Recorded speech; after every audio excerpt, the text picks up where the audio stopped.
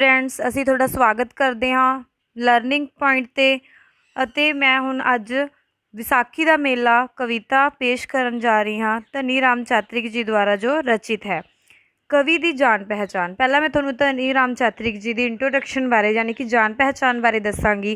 धनी राम चातरिक जी पंजाबी के आधुनिक श्रोमणी कवियों विचों एक सन। इन्हां दा जन्म 4 अक्तूबर 1876 ईस्वी विच पिता पोहोमल जी ਅਤੇ माता श्री लक्ष्मी देवी ਦੇ घर होया। पस्सियां वाला जिला सियालकोट पाकिस्तान विखे इन्हां दा जन्म होया सी। आप दा बचपन पिंड लोपोके जिला अमृतसर विखे व्यतीत होया सी। इन्हां दा जन्म कित्थे होया सी जो कि पाकिस्तान विच है, सियालकोट विखे होया सीगा। धनी राम चातरिक नूं पंजाबी दा अथाह प्यार सी, इस करके उन्हां दीयां बहुत सारियां रचनावां पंजाबी सभ्याचार वधेरे ठाठा मारदा है।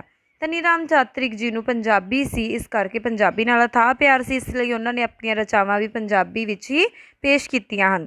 17 साल की उम्र विच आपने भाई वीर सिंह जी दे प्रैस जिसका नाम वजीर हिंद है विच नौकरी की सी। 1926 ईस्वी विच आपने पंजाबी सभा स्थापित करके कवि दरबारां दा सिलसिला शुरू किया सी। 1926 विच आपने कवि दरबार जो किया सी स्थापित किया सी। 18 दिसंबर 1954 नूं आप ਸਾਹਿਤ ਪ੍ਰੇਮੀਆਂ ਨੂੰ सदा ਲਈ ਵਿਛੋੜਾ ਦੇ गए सन, यानी कि ज्योति जोत समा गए सन 18 दिसंबर 1954 विच। आपने पंजाबी ਸਾਹਿਤ ਨੂੰ बहुत सारिया पुस्तकां भेंट कीतियां, यानी कि बहुत सारिया पुस्तकां लिखियां सन, जिन्हां दा नाम है सूफी खाना, नूरजहाँ बादशाह बेगम, भरथरी हरी, चंदनवाड़ी, केसर क्यारी, नल दमयंती, नवा जहान आदि, जिन्हां विच कि बहुत ही प्रसिद्धि मिली है। इन्हां नूं ये प्रमुख होईयां हन। आप दी बोली बहुत ही ठेठ यानी कि बहुत ही शुद्ध पंजाबी अते सरल ते रस भरी यानी कि मिठी सी। आपने बहुत सारिया वार्तक पुस्तकां लिखियां, पर आपनूं प्रसिद्धि बतौर कवि ही होई। आपने पुस्तकां तां बहुत सारिया लिखियां सन, प्रसिद्धि आपनूं कवितावां विच ही मिली सी। मेले विच जट वाली कविता मार दा दमामे जट मेले आ गया बहुत ही मशहूर हुई है। आपकी रचित द्वारा कविता सी जो चातरिक गरीबां मजदूरां किरतियां दा सच्चा हमदर्द सी, यानी कि गरीबां नाल उन्हां नूं बहुत ही हमदर्दी सी। रचनावां विच सरलता, सुभाविकता, मुहावरेदार रवानी दा सुमेल सी। उन्हां दीयां कवितावां बहुत ही सरल यानी कि सिद्धियां सन, इस करके आप नूं कवितावां बहुत ही हरमन प्यारियां होईयां हन। हुण असीं प्रसंग सहित व्याख्या करांगे। अपना पहला पैरा है, पक गईयां कणकां लोखाट रस्सिया, बूर पिया अंबां नूं गुलाब हस्सिया, बागां उत्ते रंग फेरिया बहार ने, बेरियां लफाइयां टाहनियां दे भार ने, पुंगरियां वल्लां वेला रुखी चढ़ियां, फुल्लां हेठों फलां ने परोईयां लड़ियां, साईं दी निगाह जग ते सवली है, चल नी प्रेमीए विसाखी चलीए। ये बहुत ही सोहनी तरह लिखिया है कवि ने। इस दे असीं औखे शब्दां दे अर्थ करांगे। सब तो पहला लोखाट, इस विच लोखाट दस्सिया गया है जो कि एक फल की किस्म है। उस तो बाद रस्सिया, रस्सिया की हुंदा है जिस विच रस होवे, रस दा भरिया होवे। हस्सिया यानी कि खिड़ पिया। बहार, बहार आउणी, बसंत रुत आउणी जदों कि अंबां उत्ते बूर पै जांदा है, जो कि है रुख हो हरे हो जाते हैं, उसनूं की कहते हैं बहार आउणी। लिफाइयां नीवियां हो गईयां, जो कि फलों के भार नाल लिफ जांदियां हन। साई परमात्मा ईश्वर निगाह नज़र, सवली चंगी मेहरबानी, परमात्मा की चंगी मेहरबानी होनी। उस तो बाद इसका असीं प्रसंग करांगे। यह काव टुकड़ी धनी राम चातरिक जी द्वारा रचित है, जो कि विसाखी का मेला विचों लई गई है। यह कविता ਸਾਹਿਤਮਾਲਾ 9 पाठ पुस्तक विच दर्ज है। इस विच कवि ने विसाखी के मेले दीयां रौनकां दा वर्णन किया है। यह मेला फसलों के पक जाण अते भविख विच आउण वालियां खुशियां दा सुनेहा लैके आउंदा है। इस विच वेलां, बूटियां अते रुखां उत्ते आए जोबन दी भी रूपमान किया गया है। इस विच इसदा वर्णन किया गया है कि किस तरह बूटियां अते वेलां दा वित्ते रोशनी आउंदी है, जोबन आउंदा है। उस तो बाद इसकी असीं व्याख्या करांगे। कवि कहता है कि कणकां पक के तैयार हो गईयां हन। कवि दस रहा है कि विसाख का महीना है तो कणकां पक के तैयार हो गई हैं। लोखाठां विच रस पै गया है। लोखाट जो कि एक फल है, उस विच रस भर गया है। ਅੰਬਾਂ ਦੇ ਬੂਟਿਆਂ ਨੂੰ ਬੂਰ ਲੱਗ ਗਿਆ ਹੈ। ਗੁਲਾਬ ਦੇ ਫੁੱਲ ਖਿੜ ਪਏ ਹਨ। ਬਸੰਤ ਦੀ ਰੁੱਤ ਵਿੱਚ ਬਾਗਾਂ ਦੀ ਨੁਹਾਰ ਹੀ ਬਦਲ ਗਈ ਹੈ। ਬਾਗਾਂ ਦੀ ਜਿਹੜੀ ਰੌਣਕ ਹੈ, ਬਹਾਰ ਹੈ, ਉਹ ਬਦਲ ਗਈ ਹੈ। ਬੇਰੀਆਂ ਦੇ ਦਰਖਤਾਂ ਦੀਆਂ ਟਾਹਣੀਆਂ ਬੇਰਾਂ ਦੇ ਭਾਰ ਨਾਲ ਨੀਵੀਆਂ ਹੋ ਗਈਆਂ ਹਨ। ਦਰਖਤਾਂ ਨਾਲ ਚਿੰਬੜੀਆਂ ਵੇਲਾਂ ਪੁੰਗਰ ਪਈਆਂ ਹਨ, ਯਾਨੀ ਕਿ ਉਹ ਉੱਗ ਰਹੀਆਂ ਹਨ। ਫੁੱਲਾਂ ਦੇ ਹੇਠਾਂ ਫਲ ਲੱਗ ਗਏ ਹਨ। ਪਰਮਾਤਮਾ ਦੀ ਦੁਨੀਆ ਉੱਤੇ ਬਹੁਤ ਮਿਹਰ ਹੈ। ਕਵੀ ਕਹਿ ਰਿਹਾ ਹੈ ਕਿ ਪਰਮਾਤਮਾ ਦੀ ਦੁਨੀਆ ਉੱਤੇ ਬਹੁਤ ਮਿਹਰ ਹੈ। ਉਸ ਦੀ ਮਿਹਰ ਸਦਕਾ ਹੀ ਵਿਸਾਖ ਰੁੱਤ ਵਿੱਚ ਫਲਾਂ ਅਤੇ ਫੁੱਲਾਂ ਉੱਤੇ ਬਹਾਰ ਆਈ ਹੈ। ਕਵੀ ਆਪਣੇ ਪ੍ਰੇਮੀਆਂ ਨੂੰ ਕਹਿੰਦਾ ਹੈ ਕਿ ਆਓ ਆਪਾਂ ਵੀ ਵਿਸਾਖੀ ਦਾ ਮੇਲੇ ਦਾ ਆਨੰਦ ਲੈਣ ਚੱਲੀਏ। ਉਸ ਤੋਂ ਬਾਅਦ ਸੈਕਿੰਡ ਪੈਰਾ ਹੈ, ਦੂਰ ਦੂਰ ਥਾਂ ਵਣਜਾਰੇ ਆਏ ਨੇ, ਸੋਹਣੇ ਸੋਹਣੇ ਕੁੰਜਾਂ ਤੇ ਫੀਤੇ ਲਿਆਏ ਨੇ।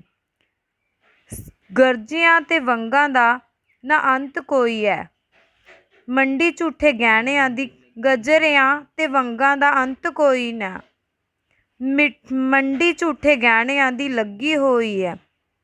ਹੱਟੀਆਂ ਹਜ਼ਾਰਾਂ ਹਲਵਾਈਆਂ ਲਾਈਆਂ ਨੇ, ਸੈਂਕੜੇ ਸੁਗਾਤਾਂ ਨਾਲੇ ਹੋਰ ਆਈਆਂ ਨੇ। ਹੱਟੀ ਹੱਟੀ ਸ਼ੌਕੀਆਂ ਦੀ ਭੀੜ ਖੱਲੀਏ, ਚੱਲ ਨੀ ਪ੍ਰੇਮੀਏ ਵਿਸਾਖੀ ਚੱਲੀਏ। ਦੂਸਰੇ ਪੈਰੇ ਵਿੱਚ ਕਵੀ ਬਿਆਨ ਕਰ ਰਿਹਾ ਹੈ। ਸਭ ਤੋਂ ਪਹਿਲਾਂ ਅਸੀਂ ਔਖੇ ਸ਼ਬਦਾਂ ਦੇ ਅਰਥ ਕਰਾਂਗੇ। ਵਣਜਾਰੇ ਸੌਦਾਗਰ, ਵਪਾਰੀ। ਕੁੰਜਾਂ ਦੇ ਫੀਤੇ ਦੁਪੱਟਿਆਂ ਉੱਪਰ ਲਾਉਣ ਵਾਲੀਆਂ ਕਿਨਾਰੀਆਂ ਯਾਨੀ ਕਿ ਲੈਸ਼ਾਂ। ਝੂਠੇ ਨਕਲੀ, ਸ਼ੌਂਕੀਆਂ ਸ਼ੌਕੀਨਾਂ ਚਾਹ ਵਾਲੇ। ਖੱਲੀਏ ਖੜੀਏ। ਇਸ ਤੋਂ ਬਾਅਦ ਅਸੀਂ ਇਸ ਦਾ ਪ੍ਰਸੰਗ ਕਰਾਂਗੇ। ਇਹ ਕਾਵਿ ਟੁਕੜੀ ਧਨੀ ਰਾਮ ਚਾਤ੍ਰਿਕ ਦੀ ਕਵਿਤਾ ਵਿਸਾਖੀ ਦਾ ਮੇਲਾ ਵਿੱਚੋਂ ਲਈ ਗਈ ਹੈ। ਇਹ ਕਵਿਤਾ ਸਾਹਿਤਮਾਲਾ 9 ਪੁਸਤਕ ਵਿੱਚ ਦਰਜ ਹੈ। ਇਸ ਵਿੱਚ ਕਵੀ ਵਿਸਾਖੀ ਦੇ ਮੇਲੇ ਦਾ ਦ੍ਰਿਸ਼ ਪੇਸ਼ ਕਰ ਰਿਹਾ ਹੈ, ਉਸਦੇ ਬਾਜ਼ਾਰ ਦਾ ਦ੍ਰਿਸ਼ ਪੇਸ਼ ਕਰ ਰਿਹਾ ਹੈ। ਇਸ ਵਿੱਚ ਕਵੀ ਨੇ ਮੇਲੇ ਵਿੱਚ ਲੱਗੀ ਰੌਣਕ ਬਾਰੇ ਦੱਸਿਆ ਹੈ। ਇਸ ਤੋਂ ਬਾਅਦ ਅਸੀਂ ਇਸ ਦੀ ਵਿਆਖਿਆ ਕਰਾਂਗੇ। ਕਵੀ ਕਹਿੰਦਾ ਹੈ ਕਿ ਵਿਸਾਖੀ ਦੇ ਮੇਲੇ ਵਿੱਚ ਦੂਰੋਂ ਦੂਰੋਂ ਵਣਜਾਰੇ ਸੋਹਣੀਆਂ ਸੋਹਣੀਆਂ ਕੁੰਜਾਂ, ਫੀਤੇ ਯਾਨੀ ਕਿ ਲੈਸ਼ਾਂ, ਗਜਰੇ, ਵੰਗਾਂ, ਚੂੜੀਆਂ ਵੇਚਣ ਲਈ ਲਿਆਏ ਹਨ। ਮੇਲੇ ਵਿੱਚ ਬਨਾਵਟੀ ਗਹਿਣਿਆਂ, ਜਿਸ ਨੂੰ ਅਸੀਂ ਆਰਟੀਫਿਸ਼ੀਅਲ ਗਹਿਣੇ ਕਹਿੰਦੇ ਹਾਂ, ਉਸ ਦਾ ਬਾਜ਼ਾਰ ਸਜਿਆ ਹੋਇਆ ਹੈ। ਹਲਵਾਈਆਂ ਨੇ ਬਹੁਤ ਸਾਰੀਆਂ ਮਿਠਾਈਆਂ ਦੀਆਂ ਦੁਕਾਨਾਂ ਲਾਈਆਂ ਹੋਈਆਂ ਹਨ ਅਤੇ ਹੋਰ ਕਈ ਚੀਜ਼ਾਂ ਵਿਕਣ ਲਈ ਆਈਆਂ ਹੋਈਆਂ ਹਨ। ਮੇਲੇ ਵਿੱਚ ਬਹੁਤ ਰੌਣਕਾਂ ਹਨ। ਚੀਜ਼ਾਂ ਖਰੀਦਣ ਵਾਲਿਆਂ ਦੀਆਂ ਦੁਕਾਨਾਂ 'ਤੇ ਬਹੁਤ ਭੀੜ ਹੈ। ਕਵੀ ਆਪਣੇ ਪ੍ਰੇਮੀਆਂ ਨੂੰ ਕਹਿੰਦਾ ਹੈ ਕਿ ਆਓ ਆਪਾਂ ਵੀ ਵਿਸਾਖੀ ਦਾ ਮੇਲਾ ਦੇਖਣ ਚੱਲੀਏ, ਬਾਜ਼ਾਰ ਦੀਆਂ ਰੌਣਕਾਂ ਦੇਖਣ ਲਈ ਚੱਲੀਏ। ਇਸ ਤੋਂ ਬਾਅਦ ਥਰਡ ਪੈਰਾ ਹੈ, ਥਾਈਂ ਥਾਈਂ ਖੇਡਾਂ ਦੇ ਭੰਗੂੜੇ ਆਏ ਨੇ, ਜੋਗੀਆਂ ਮਦਾਰੀਆਂ ਤਮਾਸ਼ੇ ਲਾਏ ਨੇ। ਵੰਜਲੀ ਲਗੋਚਾ ਕਾਟੋ ਤੁੰਬਾ ਵੱਜਦੇ, ਛਿੰਝ ਵਿੱਚ ਸੂਰੇ ਪਹਿਲਵਾਨ ਗੱਜਦੇ। ਕੰਠਾ ਹੋ ਕੇ ਆਇਆ ਰੌਲਾ ਸਾਰੇ ਜੱਗ ਦਾ, ਭੀੜ ਵਿੱਚ ਮੋਢੇ ਨਾਲ ਮੋਢਾ ਵੱਜਦਾ। ਕੋਹਾਂ ਵਿੱਚ ਮੇਲੇ ਨੇ ਜ਼ਮੀਨ ਮੱਲੀਏ, ਚੱਲ ਨੀ ਪ੍ਰੇਮੀਏ ਵਿਸਾਖੀ ਚੱਲੀਏ। ਇਸ ਵਿੱਚ ਪੇਸ਼ ਕੀਤਾ ਹੈ ਕਵੀ ਨੇ ਕਿ ਮੇਲੇ ਵਿੱਚ ਬਹੁਤ ਸਾਰੇ ਝੂਟੇ ਤੇ ਭੰਗੂੜੇ ਲੱਗੇ ਹੋਏ ਹਨ। ਸਭ ਤੋਂ ਪਹਿਲਾਂ ਅਸੀਂ ਔਖੇ ਸ਼ਬਦਾਂ ਦੇ ਅਰਥ ਕਰਾਂਗੇ। ਥਾਈਂ ਥਾਈਂ, ਹਰ ਥਾਂ 'ਤੇ, ਯਾਨੀ ਕਿ ਮੇਲੇ ਵਿੱਚ ਹਰ ਥਾਂ 'ਤੇ। ਛਿੰਝ, ਘੋਲ, ਜਿੱਥੇ ਪਹਿਲਵਾਨ ਲੜਦੇ ਹਨ। ਵੰਜਲੀ, ਬੰਸਰੀ, ਜੋ ਕਿ ਇੱਕ ਸਾਜ਼ ਹੈ। ਲਗੋਚਾ, ਅਲਗੋਚਾ, ਬੰਸਰੀ ਵਰਗਾ ਇੱਕ ਸਾਜ਼ ਹੈ ਅਲਗੋਚਾ। ਇਕੱਠਾ, ਇਕੱਠਾ, ਮੱਲੀਏ ਥਾਂ ਘੇਰੀ ਹੈ। ਸੂਰੇ, ਸੂਰਮੇ, ਕੋ ਲਗਭਗ 2 ਕਿਲੋਮੀਟਰ ਦਾ ਫਾਸਲਾ ਹੋਣਾ।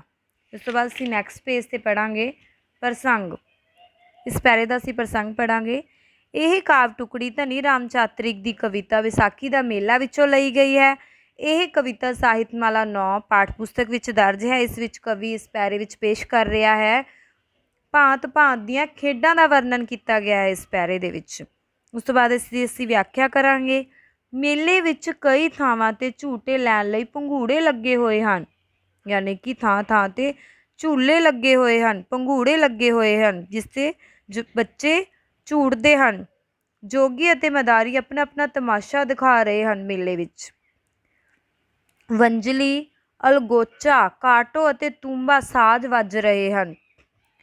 ਘੋਲ ਦੇ ਮੈਦਾਨ ਵਿੱਚ ਪਹਿਲਵਾਨ ਬਹਾਦਰ ਆਪਣੀਆਂ ਬੜਕਾਂ ਮਾਰ ਰਹੇ ਹਨ ਅਤੇ ਘੋਲ ਵਿੱਚ ਜਿੱਤ ਹਾਰ ਕਰ ਰਹੇ ਹਨ। ਇਸ ਤਰ੍ਹਾਂ ਲੱਗਦਾ ਹੈ ਕਿ ਸਾਰੇ ਜਹਾਨ ਦਾ ਸ਼ੋਰ ਮੇਲੇ ਵਿੱਚ ਪੈ ਰਿਹਾ ਹੈ। ਭੀੜ ਵਿੱਚ ਮੋਢੇ ਨਾਲ ਮੋਢਾ ਵੱਜ ਰਿਹਾ ਹੈ। ਇੰਨੀ ਭੀੜ ਹੈ ਮੇਲੇ ਵਿੱਚ ਕਿ ਲੋਕ ਇੱਕ ਦੂਜੇ ਦੇ ਵਿੱਚ ਵੱਜ ਰਹੇ ਹਨ। ਮੇਲੇ ਦੀਆਂ ਰੌਣਕਾਂ ਕੋਹਾਂ ਦੂਰ ਤੱਕ ਫੈਲੀਆਂ ਹੋਈਆਂ ਹਨ, ਭਾਵ ਦੂਰ ਦੂਰ ਤੱਕ ਮੇਲਾ ਦਿਖ ਰਿਹਾ ਹੈ। ਕਵੀ ਆਪਣੇ ਪ੍ਰੇਮੀਆਂ ਨੂੰ ਕਹਿ ਰਿਹਾ ਹੈ ਕਿ ਆਓ ਅਸੀਂ ਵੀ ਇਸ ਮੇਲੇ ਦਾ ਆਨੰਦ ਲਈਏ। ਇਹ ਮੇਲਾ ਵਿਸਾਖੀ ਦਾ ਅਸੀਂ ਵੀ ਦੇਖਣ ਚੱਲੀਏ। Thank you student.